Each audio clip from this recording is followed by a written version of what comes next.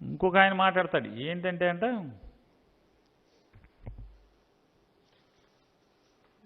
వైజాగ్లో జనవాణి నిర్వహిస్తుంటే డిఎస్పీని పంపి పవన్ కళ్యాణ్ని కింద కూర్చోబెట్టారంట.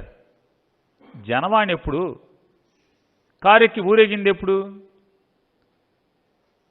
కారెక్కి ఊరేగిన మర్నాడు జనవాణి.